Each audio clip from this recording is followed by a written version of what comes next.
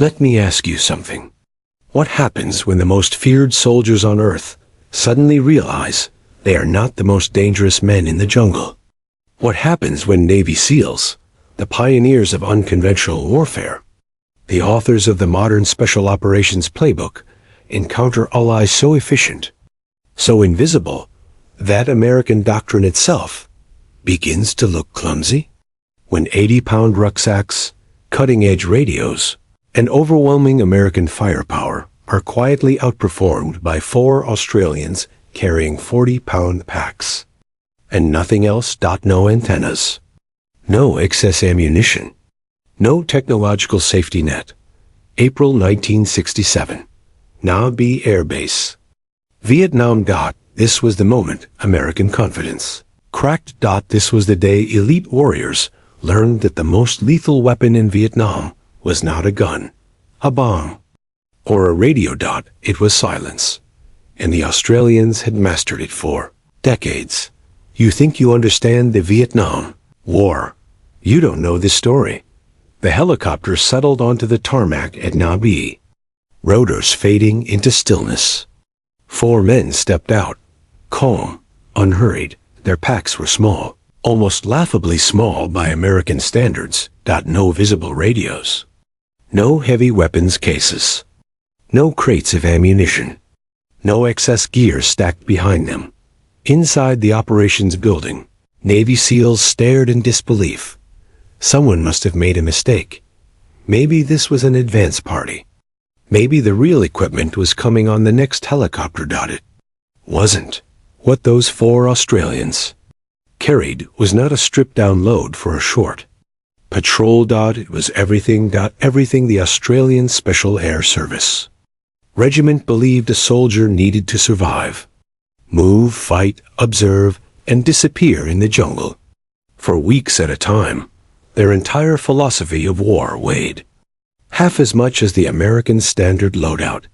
But the real shock hadn't happened yet. It would come 72 hours later. And when it did, it would force America's most elite warriors to confront a terrifying thought. Had they been fighting the wrong war all along? What occurred at Nha Be in April 1967 was never meant for public consumption. The joint training program between the Australian SAS and U.S. Navy SEALs remains one of the most influential and deliberately obscured episodes in Special Operations history. Australian War Memorial Archives confirm it happened. Declassified U.S. documents verify that SAS personnel instructed American forces at Nha Be, Vung Tau, and MACV Recondo School. Official regimental histories acknowledge the exchange. What they don't explain is what was actually taught. Don't detail the techniques. They don't record the shock. They certainly don't emphasize the results.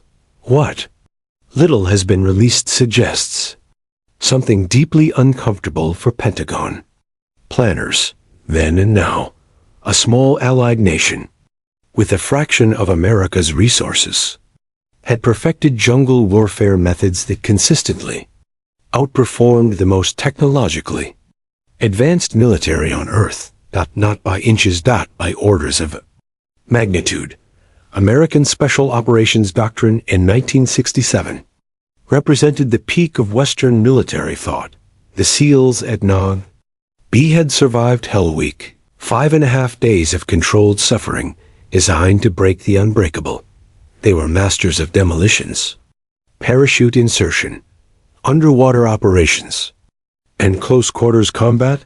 They carried radios capable of reaching command from anywhere in Southeast Asia.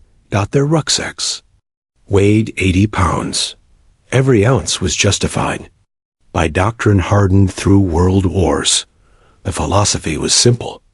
Bring overwhelming capability. If detected, dominate the fight. If things go wrong, call in firepower. This was the American way of war. It had crushed empires. The Australian way rejected it entirely. Their doctrine was forged not in classrooms, but in jungles. Malaya. 1950s. Borneo. Early 1960s. Campaigns where mistakes were not theoretical. They were fatal. Heavy packs didn't equal safety. They meant noise. Noise meant detection. Radios didn't guarantee survival. They created electronic signatures. Too much ammunition didn't protect patrols. It encouraged firefights. That should never happen. The Australian objective was not to win engagements. It was to ensure engagements never occurred. Firepower was irrelevant if you were never seen. You cannot lose a fight that never happens. The gear inspection on day 2 became legendary. SEALs were ordered to empty their RUCKSACKS. Everything laid out in neat rows. Radios, batteries, ammunition, medical kits, rations, water, grenades, flares, spare clothing, emergency gear, 80 pounds of American military logic. The Australians walked the line silently. Then they pointed at half the equipment. Leave it behind. The objections were immediate and reasonable. Radios saved lives. Ammunition meant survival. Medical kits meant coming home alive. The Australians responded with a single question. If the enemy already knows where you are, what good is the airstrike that arrives after you're dead? Silence. That question destroyed decades of assumptions. Detection wasn't a problem to fight through. Detection was mission. Failure. Then came the lesson that truly unsettled the Americans. Smell. The Viet Cong could smell them. Not sweat. Culture. Soap, deodorant, toothpaste, shaving cream, detergent, gun oil, boot polish. Every product screamed foreign presence. Jungle had its own scent language. Fish sauce, rice, vegetation, smoke, soil. The Vietnamese grew up inside it. American soldiers reeked of something alien. The solution was brutal. No Western hygiene products for days before patrol. Some units ate local food. Some rubbed vegetation into their skin.